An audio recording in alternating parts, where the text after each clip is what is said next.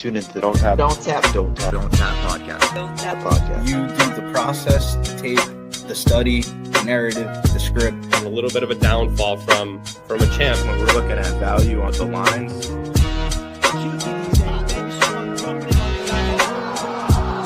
That definitely, I think, in some of the handicappers I talked to, has influenced the gambling line.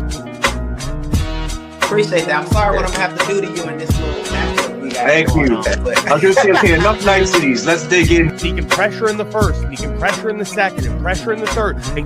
I'm Gentleman Josh Hill. I'm Aaron Jeffrey. I'm I'm Mike Malott. I'm Rafian Scott. Tune into the Donttap Podcast. Follow me on Twitter.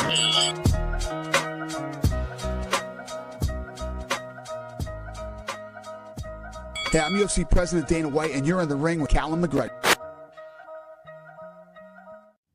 Okay, Donttap Podcast. We are back off a week of hiatus. I know that you had a very great week, and I can't wait to hear some of your plays and how well you did.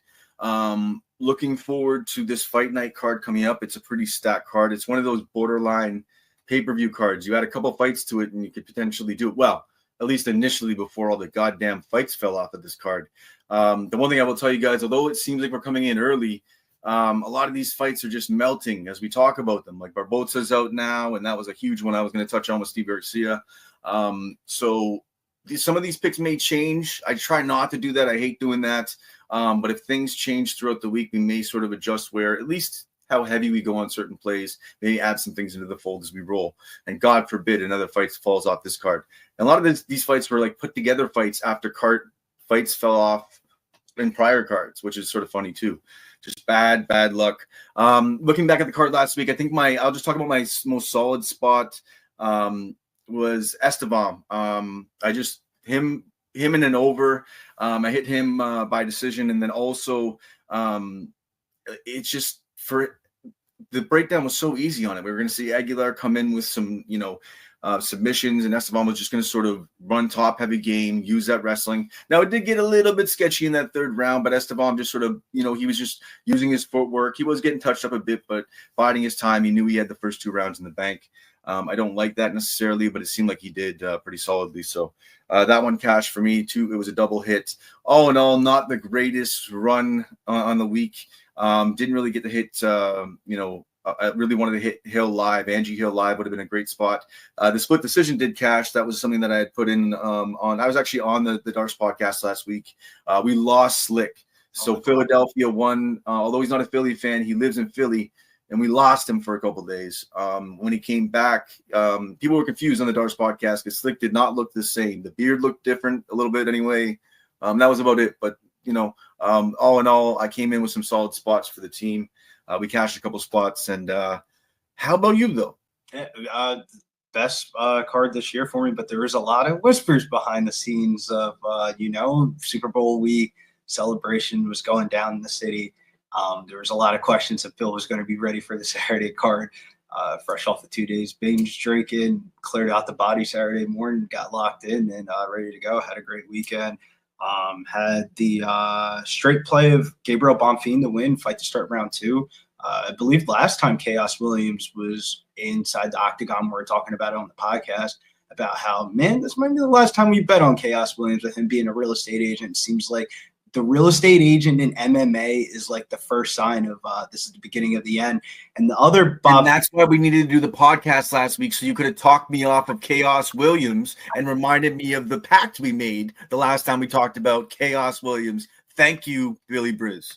Am I right, dude? We did the research last time. We're like, yo, this dude's in like real estate shit. We're all for the hood and all that, but this is like MMA, and for an MMA fighter, when they do real estate, that is like the first signs of, bro, they're about to get out of the sport. But the other Bonfim brother was not fortunate to have the same result. The Bonfim brother parlay was not the way to go. Shouts to Mills, saved my ass with the Black Wolf, reminded me it's Black History Month. That was a great play. But prop of the night, Edmund Shabazian, the golden boy, the golden child, got it done. Knockout rounds 1 or 2, he looked like the real deal. Cavalcante's allowed, decision prop parlay cash. And then I was right there with you with the Rafael Esteem. That was one of those ones you taped it. You're like, man, if I lose this bet, then fuck it. I'll just roll with the dices. But I was right there with you, man. We didn't talk on cam, but we're there virtually together. That was the other line I hit on that one. It was Esteban by decision and Aguilar by submission. It seemed ridiculous. I can't remember the line I got, and I'll remind you of it after, but it was really nice. It was like my favorite line of the night, and it cashed beautifully. So I'll tell you right now, because I was looking at the same exact thing. Plus 120, that was. Esteban, it was brilliant. Like to me, that was one of the sharper spots of the night. It just felt like he was going to hunt for submissions from the bottom potentially, and give up a decision. And potentially get a submission somewhere later in the fight. I mean, he does have power in his hands, so he can sort of drop you, but I imagine he would probably jump on a neck or jump on something when he gets to the ground. I don't know. That's just me, but I digress. Let's move forward. Let's take a look at the card coming up. I'm pretty excited about some of the spots here, as if they actually don't fall off, that would be great. So if you guys can do me a favor, everybody just hold tight. Let's add a couple spots to the card. And we'll see what we got. First and foremost, for me, it's one of my favorite fighters that's fighting on the card. So I'll give you the disclaimer, a heads up ahead of time. Although he is fighting a guy who I always bet on, or at least I've bet on more frequently recently. And we'll talk about Mr. Fluffy, Mr. Anthony Hernandez. Okay, so take it away. We're going to start off with round 1.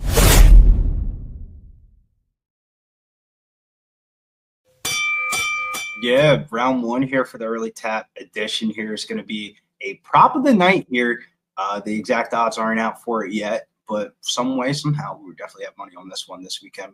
Probably prop-wise, though. Mansour Abdul Malik, rounds 1 or 2. He's going to be taking on Nick Klein, who is a short-notice replacement for Antonio Tricali, who was supposed to originally be on this UFC Seattle card. This UFC Seattle card, the whole kind of reminds me of like a COVID event with all the cancellations and switches that we've had leading into fight week. But this one here against Nick Klein was on the Dana White Contender Series. He was a huge underdog in the, I believe it was one of the last episodes of last season's Dana White Contender Series, one of the biggest dog cashes of the whole entire year. He was able to hit that signature guillotine choke on his opponent, and that got him signed to the UFC, but this could just be a little bit too much too soon.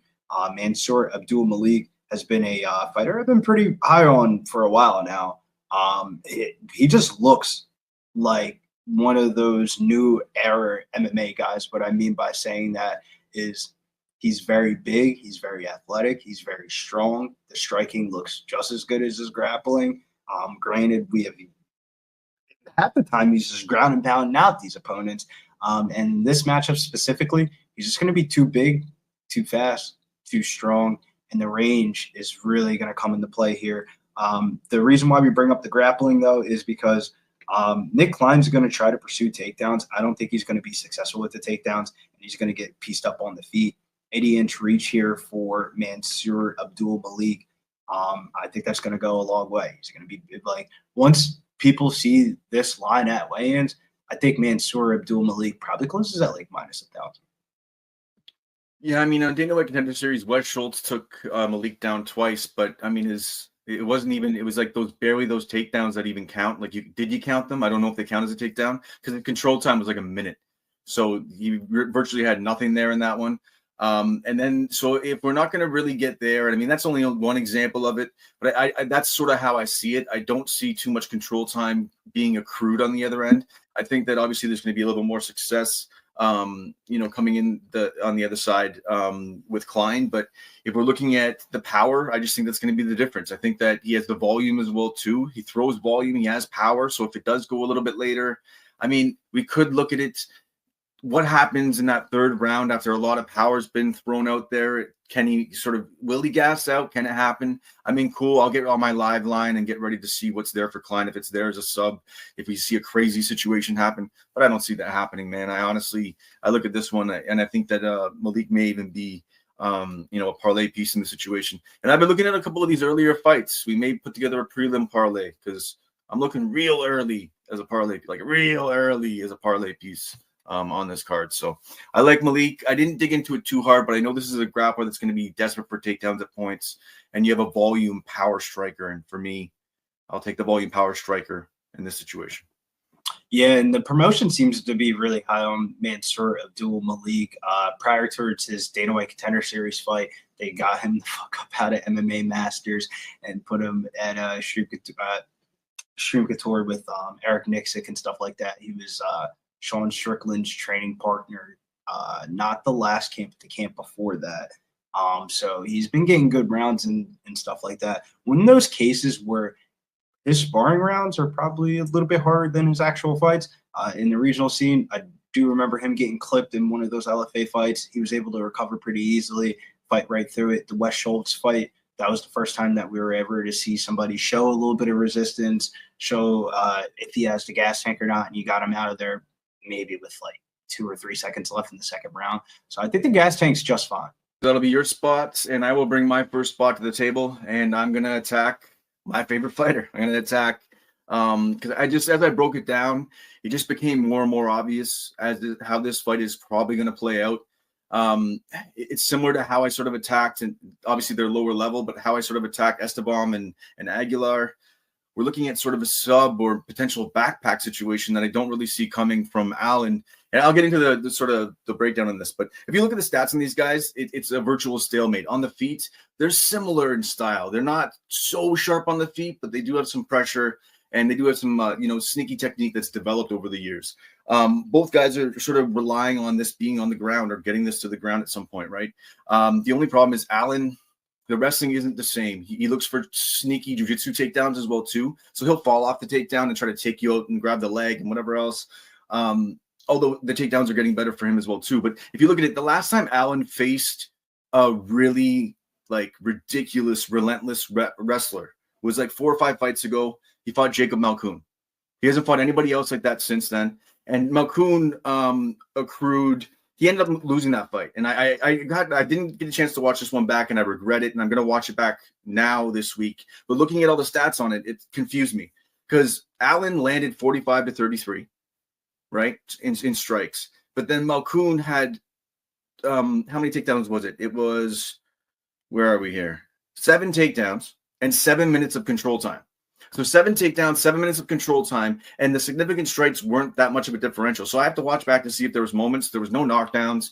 But at the same time, it's just in every one of Allen's fights, he'll sort of give up the position at points, and you'll see him sort of give up points, and then he sort of tries to figure it out. Well, those little break moments aren't good when you have Hernandez on top of you. Hernandez is just relentless. And I think the difference in this fight is going to be the pressure.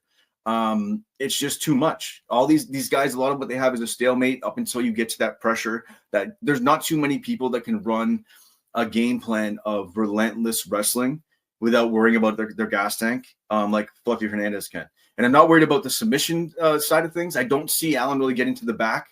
The scrambles are there, so I think Hernandez will be able to scramble out of that if it does get to a situation where Allen's looking to get to the back. He'll be able to bridge and scramble out of that without an issue, I don't think. So my play on this will be Hernandez and fight to start round 2. If it is too shock, I don't think it's going to be. Then I'll look at another way to attack this one. But I like Hernandez and fight to start round 2. I get it if a lot of people are staying off this one, but after looking at how these guys break down, I just think it's going to be a wrestle-heavy potential decision. I might even look at Hernandez by decision, but I might just stay off that. But yeah, maybe even look at it again. Allen by submission, Hernandez by decision, but I can't. Nah, you know what? Fuck that. Allen ain't submitting him. So Hernandez by wrestling decision. What do you got? Man, that fight is really tough because back in the day before Braden Allen had a kid, a wife, and everything, before Fluffy went from being kind of like a bitch to like a grown-ass man, they fought in LFA for the vacant middleweight championship, and Fluffy basically just beat him pillar to post for 5 rounds. Do I really see this fight playing out too differently? Like, not really, but I also feel like seems like a totals type of thing of like Fluffy's always says when he goes into his fights, he isn't looking to win a decision. He's looking to finish the fight and get bonuses. And he's been doing a great job of that. So ultimately, I think somebody's going to get finished in this one. Of like, these two guys know each other way too much. They both came up from the same exact organization on the regional scene. They met each other before in 2018. Who has made the better improvement since then, I would side with the fluffy side. But at minus 300, I don't know, man.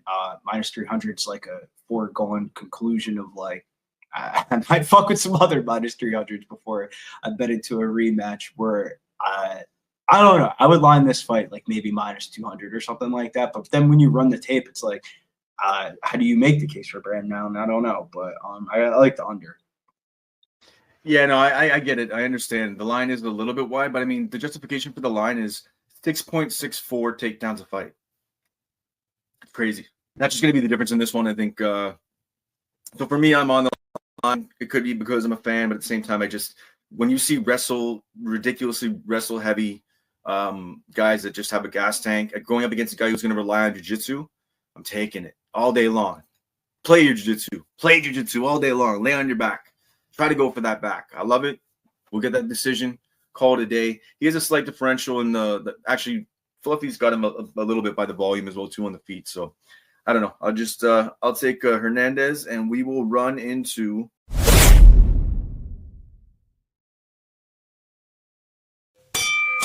Yeah, we're gonna go to the main card here. Go for a straight play in the light heavyweight division.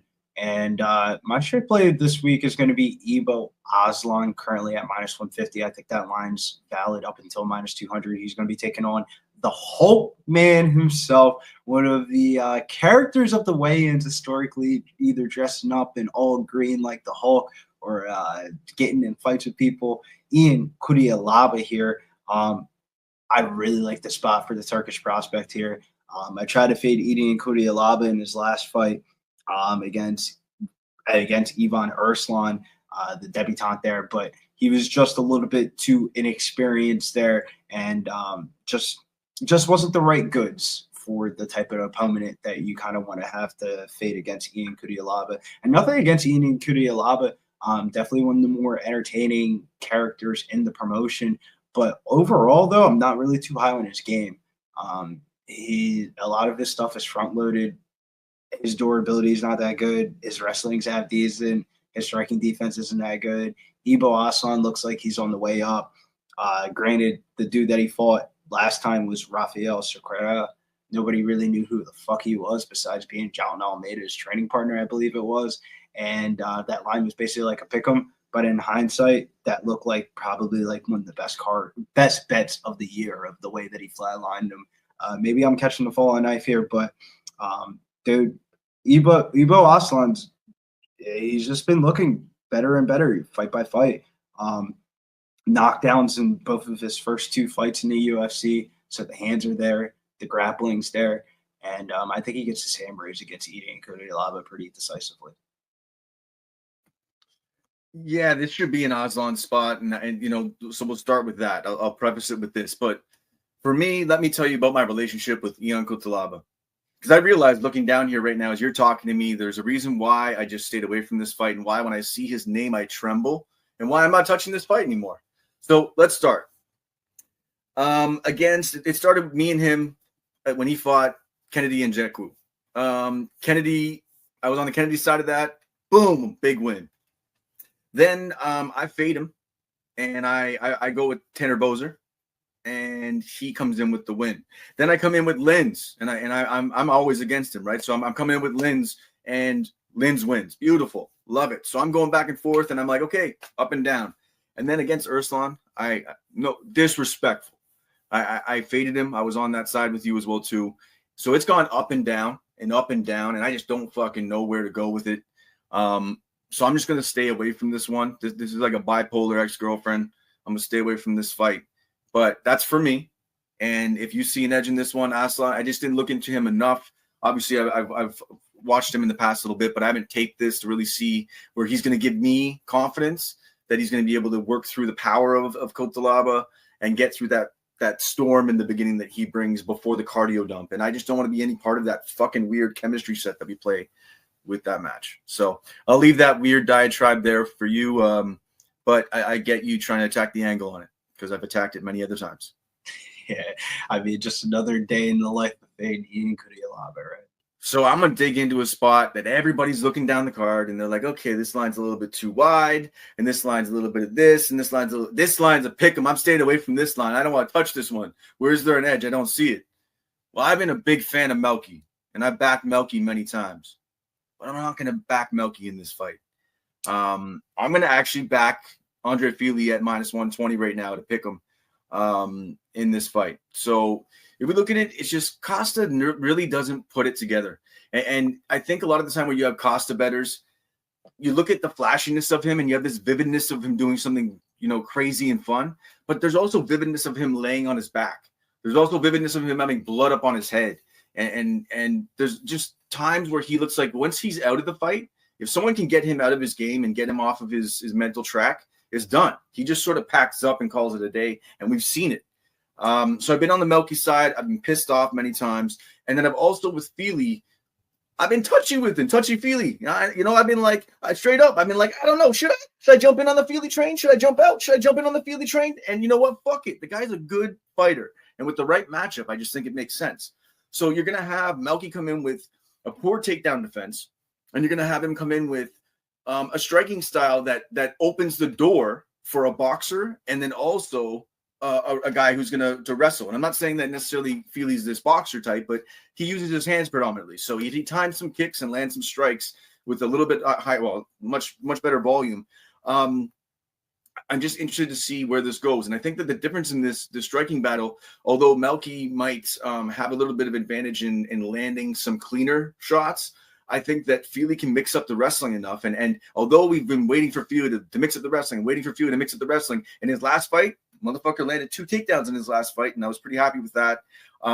So I think that if he mixes that in a little bit, gets a couple takedowns, or even the threat of the takedown, he can outland some cleaner shots and have some bigger moments in this fight. And I just don't believe in Melky, and Fili hasn't given it up on himself versus I've seen Melky do that. So when the line's this close, the two edges are this, to wrap this all up.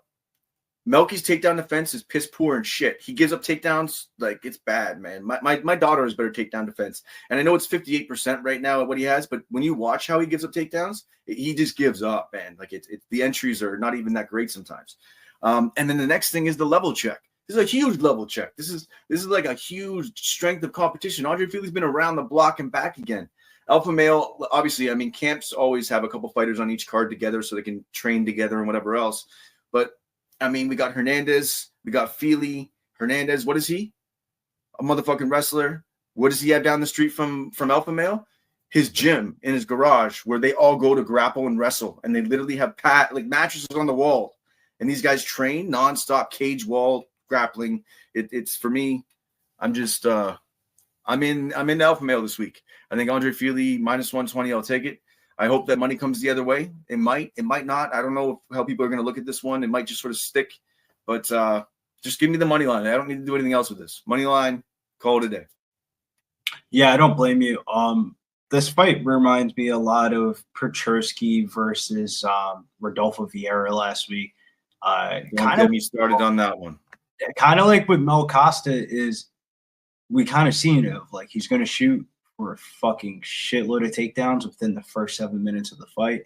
If you're able to defend those takedowns, he's probably going to lose the fight. If you're not able to defend those takedowns, then you're going to get probably submitted like Nerd Becky did.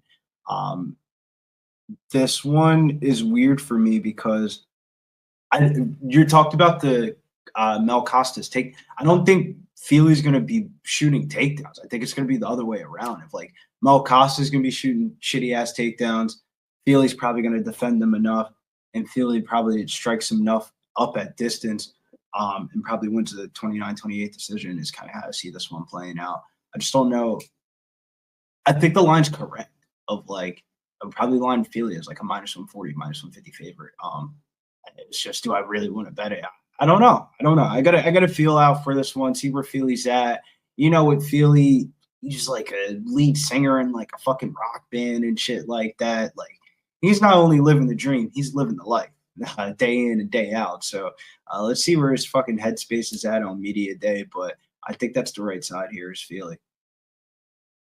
Yeah, and the one thing I wanted to actually point out with you than the takedowns, because in my head I'm thinking like he doesn't really go aggressively at takedowns, and where he does, it's It's more like when things aren't working out for him, he shoots a takedown.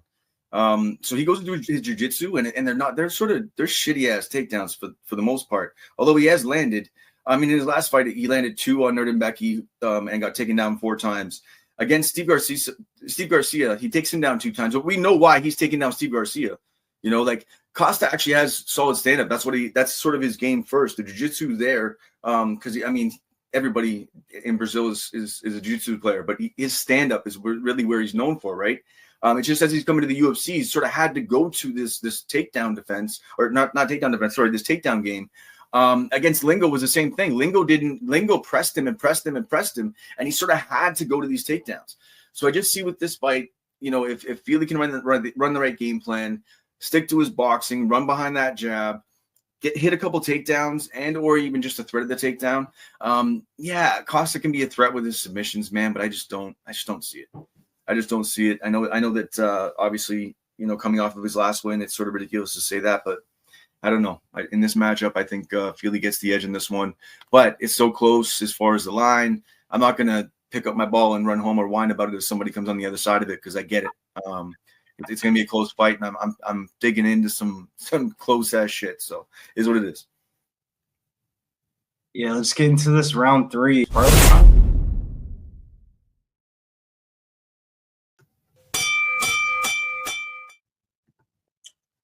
So round 3 will be another spot. Like, what would be your round 3 that you have? And if you don't have anything ironed out, I get it. We're early in the week. We should have talked about this as to what spots we were going to look at.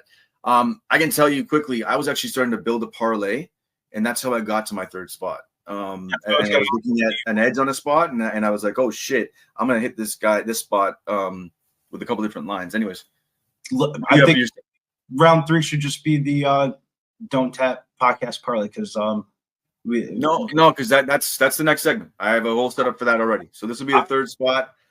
If you can't bring one, it's okay. We can talk out. You can pick a fight to talk about. I don't want to give too much away, because I got to see how the week turns out. So then do this. So like, we're gonna talk about fights. I have one that like where I picked my fight to start round 2. With that one, there's some spots I just sort of want to talk about the fights and sort of see, you know what I mean? So we can talk about the fights and hash it out. So I'm going to go first in round 3, and then you can come in with a spot on a fight where we can just talk about it and sort of see what see if we can draw out any spots and have fun with it. Perfect. So I'll tell you right now. So my 3rd spot, I was building around a fight to start round 2 parlay, and I was looking at Ricky Simon and Ricky Simon. I did it. Ricky Simon and Javid Basharat. So we got Javid Basharat coming in at -310 and Ricky Simon coming in at +230. Simon is on, I believe, a 4-fight losing streak. It's not looking good right now. If we're looking at how this fight breaks down, it's going to be pretty much takedown or bust. Because what we see with Simon is he gets behind the ball with almost every striker he deals with. And if he can't mix in the wrestling, or if he decides not to go to it, fuck that last fight, made me angry. For Simon, I think he's going to be a fish out of water in this fight. I think it's going to look really bad. I think it could get really bad. And Basharat's not a guy to necessarily get you out of there or to knock you out, but he can set you up. And he can get pretty vicious with his striking. And I just think it's going to look really bad after points. Because Basharat right now, what's his takedown defense? I think I have it written down here. If not, I'll just look it up. I'll just pull it up right here. So his takedown defense in the UFC is 85%. Balance, bro. His balance. I don't know if you remember this, but his on one leg. I know. I got it.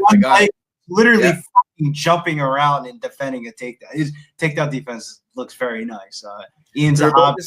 They're about the same size. The volume, obviously, I mean, it's almost double the amount of strikes from Javid.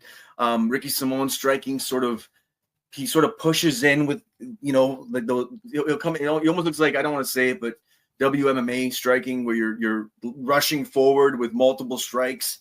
It doesn't really come together well. Doesn't really set up his wrestling well. Maybe that's why he's not getting to the takedowns right now. And maybe I'm shitting on him way too much because he really pissed me off last fight. That fight against Oliveira just made me angry. But at the same time, I mean, Javid's coming off of the loss to Zahabi, and I get it, but I think this is a great bounce back spot for him.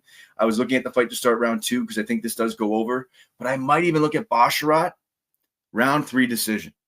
And that's probably going to be one of my plays for the week. I think if he does get Simone out of there, it's late in the fight. If not, he's just going to win a really, really lopsided volume-based decision where he's just picking him apart, and Simone's face is probably bloody. But that's my take for round 3. What's your take on this fight? And then if you want to, you can bring up a fight that we'll talk about. And if it's one of the ones that I have for a spot, we'll continue from there. I love that spot on the Javid Basharat one.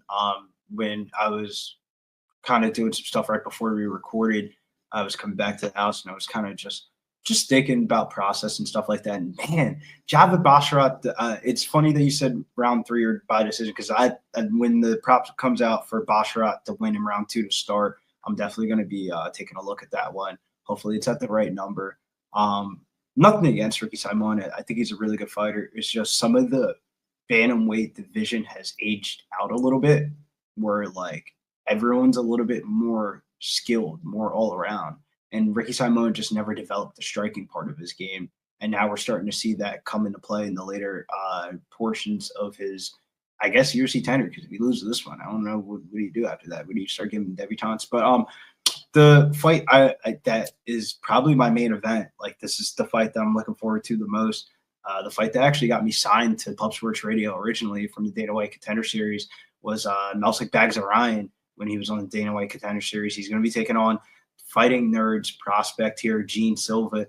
And wide ass line, crazy line, and it's on here. We'll talk about it. We'll get into it, man. I looked into this fight hard. That's way too far, man. I'm a wait. It's one of those ones. I'm trying to tip it out till later on this week. But dude, I'm seeing as high as minus 750 for Gene Silva. I got a line for you that's gonna make you go, okay. So the line, sorry, I have an angle anyways. The line's not out yet, but man, Baghdasaryan with this line so wide. Can I ask you a question?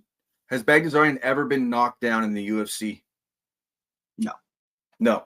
Has he never ever been knocked out in his career? No, but it's like what? Yes, in kickboxing. Yes, he has been knocked down and knocked out before in kickboxing. Okay, sure. Long time ago, right? So I'm talking about MMA career, mixing it up. So I'm not saying that it can't happen, but then if you look at even Gene Silva's fights as he starts to get in the higher levels, his knockouts are coming a little bit later. I'm not saying it can't happen in round 2 early. I'm not saying it can't, but even looking at that over 1.5, I'm looking at right now. I'll get into it with you right now. So my fight to start round 2 parlay was going to be one that would have been a parlay. I would have made a reel out of it because it would have been one that made everybody go, what the fuck? It was going to be, the first one I took off was Steve Garcia. Yeah, I was going fight to start round 2 in that because I thought he was going to be able to give Barbosa the respect in the first round and try to figure it out. That was I was running the narrative on it. And I felt like Barbosa would be able to run enough footwork to stay away from some of the power early. We get to round 2, probably some good value there on that one. And then we were going to parlay that with Gene Silva against Melsik Baghdasaryan, who's never been knocked out in MMA. And I know that, thank you for correcting me on that because I was going too hard on that. But he has been knocked out in kickboxing. But still, like the fight to start round 2 isn't inconceivable. I mean, Silva went to the 3rd round in the last fight. So for me, this one just seems like that's what that was going to be the parlay. But now we're going to add the Ricky Simon and Javid Basharat fight to start round 2. Gene Silva, Melsik Baghdasaryan fight to start round 2. That's going to be where the value comes. That's going to give the value to the Basharat line because I think that one hits round 2 for sure. So for me, I don't know what do you think about that fight to start round 2 parlay? Yeah, I'm kind of right there with you. I just gotta. I guess it's a donation to the sports book. I'm gonna wait for the right peak value, but dude, in a strikers versus striker fight, the variance is way too high to be. It's not like Gene Silva's but to shoot a takedown in the first 2 minutes of the fight, get some controlled time, and you can justify the price tag. Man, bro, if he doesn't get this knockout, I think this fight plays out really fucking close. This is a great stylistic fight for Melsik Baghdasaryan. He said to Dana a long time ago, don't give me fucking wrestlers. Armenian. He's basically like the face of like. I'm not scared of a good time. Don't give me a good time here. Don't talk me into a big dog, homie, because I'm looking at this line and it seems like I learned this from you. Vegas lined this a little bit too wide because they look at it and they think that, Silva's probably minus 250, and they add that extra little bit because what they're going to do is have all these dog money coming in because they still think that Silva's going to win, and they're going to collect the extra rake on top of that, right? And I've learned that from you. So that's the way I looked at this. But then when you look at it from the way you approach things, like a sports capper, like looking at Vegas markets. Look at it from an MMA breakdown standpoint. It's totally flip. It's Baghdasaryan. Like there's a lot of value here, man. There's a lot of value of like, bro, plus 450 in a fight where there's hype.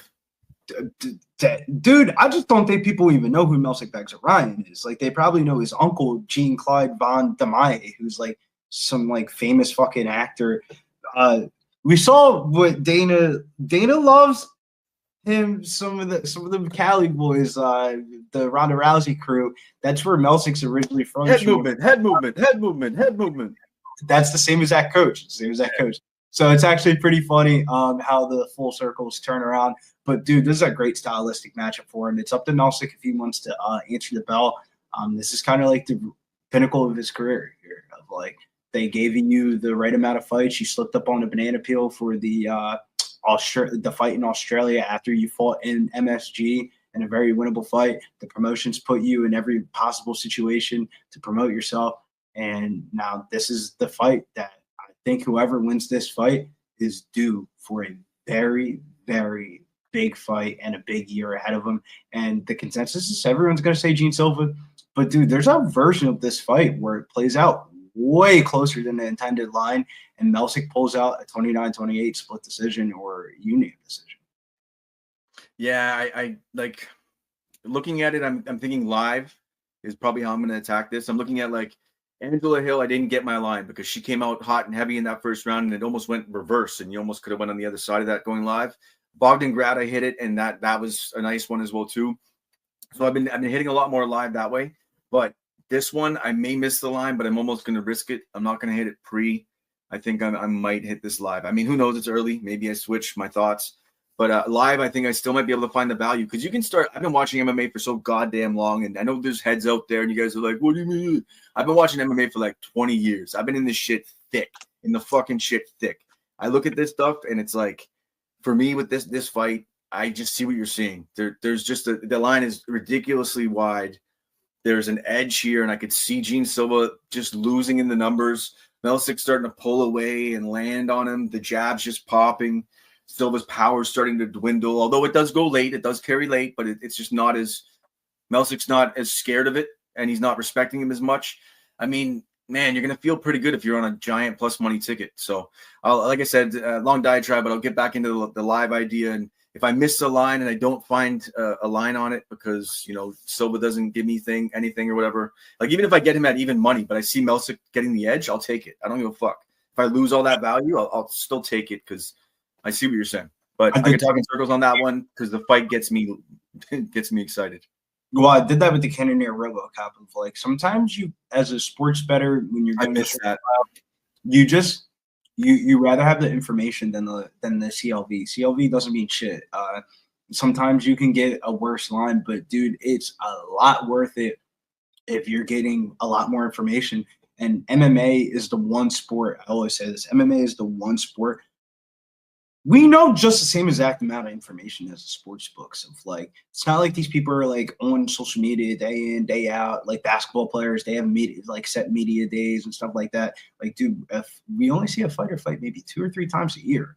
So a lot of their information about their lives and stuff like that develops and evolves throughout the week if you're not part of the top 15 and stuff like that. The back ends of the divisions and stuff like that, the dark horses, they don't get the same media attention. So it's up to us as sports bettors to really do the research.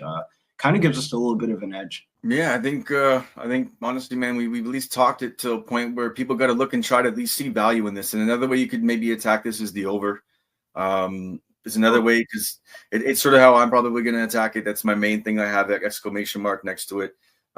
Because Melsik hasn't been knocked out and he does have that pedigree. So if you can't find your way to the dog and the other win condition on the other side is a knockout, then you got to look at the over. That's a betting method in MMA. It's just plain and simple. If the dog line is really wide and the win condition on the favored is knockout, then and you see value in the dog, don't touch the dog, take the over. But anyways, I digress on that one. What we're going to do now, we're going to build a parlay. It could turn into a prelim parlay as we talk it out, but we shall see. So Donttap Parlay. And we'll break it all down every night in Toronto, shining light. All right, man. So here's the deal.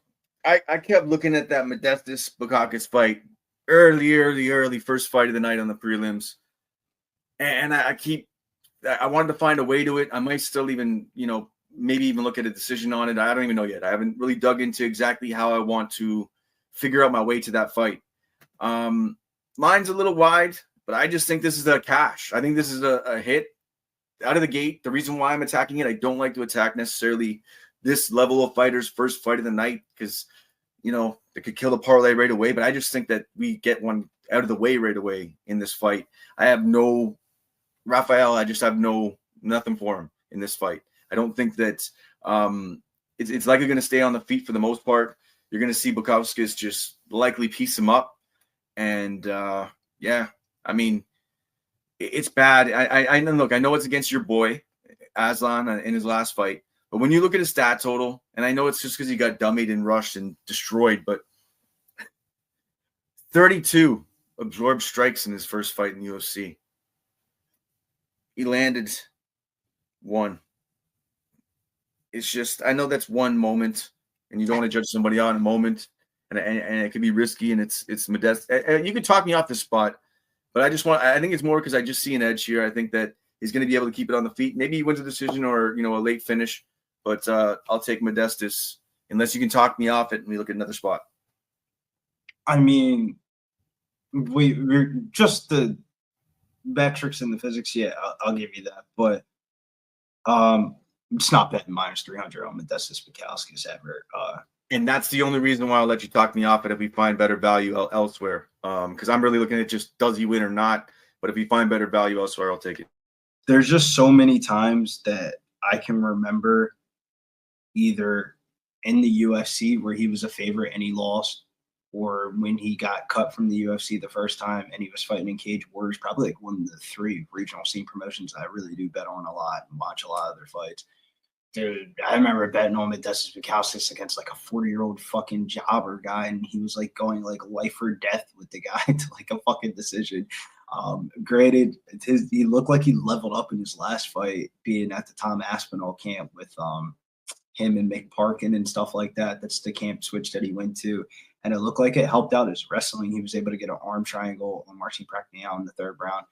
I just don't like this fight of like, I think the value, it just isn't there. Of like, it's like a foregone conclusion that Modestas is supposed to run through this guy. Like the Sequeira guy got put in a really bad spot. Like your teammates of like a very popular guy on the roster, they ask you to take this fight. You take the fight. It's in a big pay-per-view pressure spot. I think it was like the first fight of the main card. And it looked exactly like you would think a 34-year-old on short notice would look. To run a narrative on that, though, usually those guys are fed to the wolves back to back. What happens is, you'll get a fight. We'll get you a fight. Just come in here, do what you got to do tonight. We're going to get you another fight. And when they put on a real piss poor performance and they look like they don't even belong on the regional scene, and maybe that's only in the moment, then they say, okay, I got another fight for you. And then they give them another fight. And I maybe I'm going too much Billy and going the narrative side of things on it, but you are right. Yeah, I'm looking down here though. Like if we look at it, it's like, what could we look at for a line? Like I'm not putting money into Menafield. I don't even care. At minus 150, I won't even fucking put money into Menafield, even if this guy has no UFC record. I fade Menafield and that's it. I mean, we could maybe go Basharat could be my piece, and I'd be okay with that. Even though Simon's there's still a level to him that makes me uncomfortable. But I don't know. I think this matchup, Basharat rides. So I could do that. But why don't you bring your piece and I'll recollect my thoughts. My most confident pick of the card for me is going to be Nurultan Ruzitboev against Eric. I'm going to jack up his last name. The debutant Eric from MMA Lab. Granted, his record looks decent, but when you watch his fight film, dude, this is just one of those type of cards. Like, you're just going to see a couple of these short notice replacements and stuff like that. One of them are going to win. It might be Julius Walker, but this one I'm fading, dude. I watched his, where's it at? Austin Vanderford fight. Granted, it was a while ago, but Austin Vanderford like shot a takedown. He like defended the first takedown, and then he just got ragged on, got his ass beat. And Austin Vanderford isn't like some fucking world beater or anything like that. He's Paige. People know him more as Paige Van Zandt's boyfriend than the actual Bellator fighter. He's an OnlyFans side piece. That's what I'm But saying. I shouldn't say that because one day I could run into him at a show, so I'll just chill. That was his amateur career, and then we fast forward to his pro career. And granted, the toughen up fights are like, it's hard to really grade the toughen up fights. It's kind of like bullshit ass fights. It's in Vegas. It's very close. Basically, it's like the fights are tune up fights. They're basically regional scene tune up fights in Vegas. So I don't really take too much from the toughen up fights. But the other two times that he's fought like half decent people, bro, he's got knocked out in both of those fights. If you look at Nurmagomedov Ruziboev, granted, he fought Jacqueline Buckley in his last fight, but I don't think that he's a 170er. I think he's a 185er.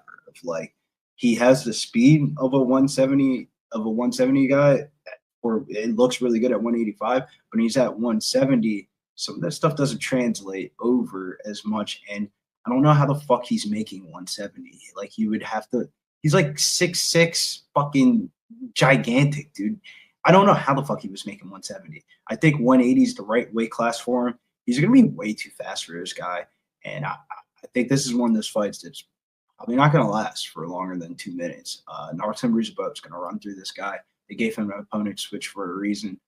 The UFC really likes him so much they almost tried to sign his fucking brother last week, and he did not. If you watch his brother, he is not good. So it's like, yo, they must really fuck with him a lot. I think Ruziboev is going to run through him. The vibes are high in the city right now. I got my Philly boy getting this W this weekend. Yeah, Ruziboev, I knew you'd be on this line. This is a line that you and I were both on when he made his debut, and big cash. You know, everybody was on that shit. So, yeah, for me, the only reason why I didn't really talk about this one, I figured he was probably worth his line, and I figured, you know, it's probably a sort of a setup fight for him, a walk in the park. But I just didn't know anything about Eric Maconio, and I haven't done any tape on him, so I knew that I could sort of rely on you at least to give me a little bit of background on the guy to maybe give me some info enough to look at the line and see the value in it. But yeah, the line might get away from us, so maybe I'll jump on this early, you know, in some way or shape or form. But I think we'll do it then. Let's pull the trigger. Ruziboev, Basharat. You talked me off my craziness, but I'm gonna make a crazy prelim parlay anyways. But we'll go Ruziboev, Basharat. You want to get real crazy though, you degen fucks? You go Bukowskis, Malik, Basharat, Ruziboev. That's a 4-piece. That's not the play. The play is Ruziboev and Basharat. And what's that line come to? We are looking it up right now because this is the only sports book that has all these fight replacements. And you know what? If we don't end up getting exactly what the line is, I'm okay. No. People know I like chalk parlays for 2 pieces. I see all the comments, like, and I only see them obviously because everybody wants to just shit all over Mr. Plus. But guys don't get when you do a parlay in MMA. If you have a 2-piece and it's minus 150, I'll fucking take it because usually those 2 pieces are likely going to cash. If you get a 3-piece, obviously it starts to dwindle a little bit. But at plus whatever, I'm plus 150. I'm cool with that kind of shit. So, anyways, I digress. What do we got? I'll take it a step further. We did the Locker Room podcast last week, and one of the exercises that we had to do, everybody had to give out a 2-piece. And the 2-piece, I was like, dude, the value's not there, but I'm telling you, those lines are going to move. And it was Cavalcanti and Esteem. It was like minus 196. To the average person, they're like, oh my God, a 196 2-leg parlay. What the? I didn't bring this up to you. You'll want to hear this, and me cutting you off will have value. Did you see what my play was with Cavalcanti? Round 3 by decision. So I had her in a parlay. All right. I had her in a parlay. So I'll tell you, the number 1 play with Cavalcanti was over 73 strikes. because Avila was going to give her striking. She was going to give her on the feet for the most part, and we were going to see that play out. 73 strikes is what she landed. 73.5 was the line. 73 is what she landed. To be honest with you, that's why I don't fuck around with the significant strikes and stuff like that. I rather bet most significant strikes than the exact. That happens. All I see is like someone sitting there with a fucking pencil, although I know it's not a pencil, and they just write down 73 because they see 73.5 as the line on the fucking computer. And it's crazy to me. But we'll leave that one alone. I didn't even I went pretty heavy on it because I thought I was going to cash for sure. I just let it go. Let it go. Let it go. Let it go. To all you girl dads out there. God damn. All right. So what's the line at again? Was minus 124, and your 4 leg was plus 175. I just can't advocate betting. I mean, that's no. But I don't even advocate betting a 4-legger. Even if they were all people that we all thought were going to hit 100%, it's like once you hit a 4-legger, it's MMA, and that's when the banana peel comes out, and that's when somebody had the flu, or there's paint in a fucking change room that makes somebody dizzy, right? So these things happen, and that's when you get crazy with the numbers. So 2-piece usually safe, whether it's a 2-piece round 2 starter or it's a 2-piece chalky whatever play. They hit in MMA. So I'll stick with that. I like it. Minus 124. That is a play for me. I like it for sure. And then the other parlay that I had sort of put together was the fight to start round 2, and you didn't really argue with it, was the Jean Silva and Melsik Bagdasarian fight to start round 2, and Ricky Simone and Javid Basharat fight to start round 2. And I love those kind of fights because I could potentially be on my way to cash, twice out of that Basharat fight as well too. So, but he'll be involved in 2 parlays, and I'll be okay with that. Yeah, I'm gonna run out the same exact 4-leg parlay, but take out Medeskis and put in Song Yadong. I like Song Yadong over him or Cejudo in that main event. Well, I mean, as far as it being the main event, it's sort of a great hedge spot, anyways. I mean, I don't know, man. Cejudo, I don't know. You look at them at their peaks, these two, and I think Cejudo beats them all day, but I just don't know where Cejudo's at. And Song Yadong is somebody who I've backed in the past who just has the right, like his scrambles are solid, his wrestling's solid, he's got the right power. His striking isn't perfectly technical, but he's got that power that pushes you back. And then once he pushes you back, he's already ducked under and got you on the cage. So nice for me, man. It kind of reminds me a little bit of the Rafael Esteem Aguilar fight. Not saying the level, just from like skill for skill wise, Jesus Aguilar was on the same exact level as Rafael Esteem. Is just size-wise, every fucking time they got close to each other, he was fucking bodying him. And, like, dude, Song Yadong is a big-ass fucking bantamweight. Henry Cejudo was a flyweight that moved up the bantamweight and has not looked the same since he came out of retirement. Homie should have retired the first time and just rode off into the sunset, but then he had another kid, tried to come back for some money and stuff like that, and I feel like, his back is against the wall. I hate fading fighters' back against the wall, but his back is against the wall for a fucking reason. And I just don't think that – I just don't imagine – how does he get takedowns for 25 minutes against Song Yadong with how – like, when you see those two at weigh-ins, Song Yadong is going to be a lot bigger than him. I'm talking about 5 inches in height, like 4 inches in reach. Like, they don't even look like they're going to be in the same weight class. And Henry Cejudo – grappling never go away is just that when you're that much smaller than somebody, it's not in height. Height-wise, you kind of want to be smaller than somebody. It's easier to get takedowns. But just body statue-wise, no geisha, like, I just don't that. He doesn't have power to back it, man. He doesn't scare you with his power, and he's got to set up his strikes and his kicks. The wrestling is just not going to quite be enough in this fight. Yeah. He's likely going to be out on his feet in a fish out of water. You are getting me to where I felt about it and how I sort of see it. I just see Cejudo maybe even on his back later in the fight, and Song Yadong's on top of him because he got a takedown because Cejudo's now tired and been hit. And not necessarily looking too bad, but you just sort of see him, giving up and sort of bloodied up a little bit. But yeah, I could see it, and I don't hate you sort of throwing that out there. So we've thrown out 2 degen versions of the parlay. One gets you cashed a little bit earlier. One gets you cashed and gives you a hedge a little bit later. Whatever way you bastards want to play it, you have at it. But the parlay is a 2-piece, and we keep it nice and safe that way too. So just a quick little rehash of your picks. If you want to run your picks through quick, and then I'll run mine. Yeah, prop of the night here is going to be Mansoor Abdul Malik, rounds 1 or 2 there. I think he finds a knockout, but go a little bit safer with rounds 1 or 2 because his grappling isn't we haven't seen it, but he can grapple. Straight bet here on Ibo Aslan, the Turkish prospect, beating the Hulk there is one of the main card plays that I really like. My parlay piece was Norton Ruzabella, Philly stand up. Okay, for me, we have Anthony Fluffy Hernandez. I'm going to go with him to win. He's at minus 285 right now. Obviously, we can't just bet that. Fight to start round 2. It likely happens because there'll be a lot of wrestling involved in this. And either guy, I don't see them getting anybody out of there in that first round. Like I can't see Allen, even if they're dry, getting a submission off on Hernandez wrestling. It's just not happening. His grappling's too high level. Then we look at Fili and Costa. I know this is one I'll probably, at least half of MMA Twitter will be all over me for this one. It's a pick 'em. I'm on Fili. I think a little bit of wrestling makes the difference in this one. And I don't mean sort of BJJ wrestling where he can get you on the fence and make it a little bit sloppy and whatever else with takedowns. I mean someone committing to a couple takedowns, mixing it up with his striking with a game plan, MMAing a guy who doesn't quite put it all together in the cage. Give me Fili at minus 120. Then as I was trying to build you a fight to start round 2 parlay, I found my way to Jabed Basharat because I'm fading Ricky Simone.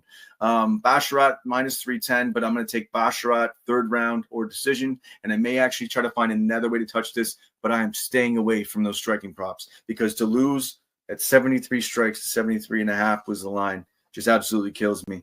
Fight to start round 2 prop. Again, I'll just say quickly, Jean Silva, Melsic Bagdasarian, fight starts round 2. Ricky Simone, Jabed Basharat, fight to start round 2. And we'll see where the chalk is. If it's way too chalky, we might add a piece, but I doubt it. I think it'll be just right. And we already went through the parlay 1,000 times. The one thing I wanted to say, Toronto, we're going to have to hold off for a little while because Montreal, here we come. And one of my other favorite fighters, I have about 2 or 3 guys that, since Carlos Condit retired, have sort of filled in the spots, Hernandez being one and Sandhagen being another one. And if they can actually get your boy Sean O'Malley and Sandhagen into I don't know if that's official yet, but Montreal, I don't know if you were watching MMA way back then or if it was a here or there or whatever else, but like Montreal was one of the biggest cards of the year. Toronto got legalized. It was one of the biggest spots. Matt Serra, George St. Pierre, the rematch, Serra getting destroyed, and the whole place you can't hear shit. So I'm pretty excited for that. Wish I could go, but either way, if that fight happens, what do you think? That fight, I'm salivating for that fight, man. I don't even get excited for fights like that until like the week of, because this is a prime example of a fight card that I was fucking stoked for, and then like half the cards. So it's like I don't, as a fan nowadays, since the COVID days for MMA, I look at the matchup, get excited for it that initial time, but you don't get too excited because don't get married to it.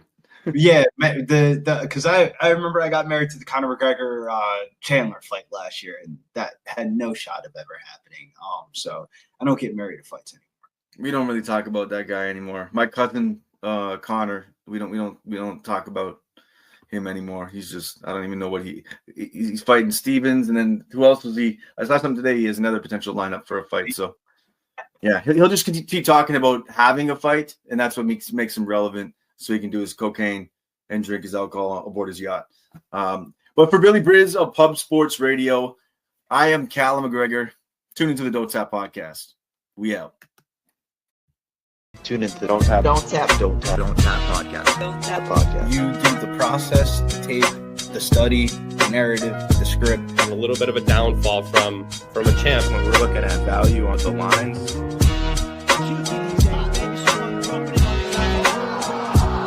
That definitely, I think, in some of the handicappers I talked to, has influenced the gambling line. Appreciate that. I'm sorry what I'm going to have to do to you in this little matchup we got. Thank you. I was going to say, okay, enough niceties. Let's dig in. He can pressure in the first, he can pressure in the second, and pressure in the third.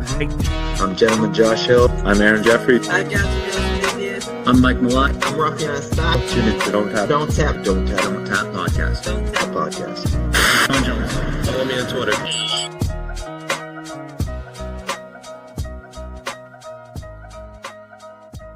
Hey, I'm UFC President Dana White, and you're in the ring with Callum.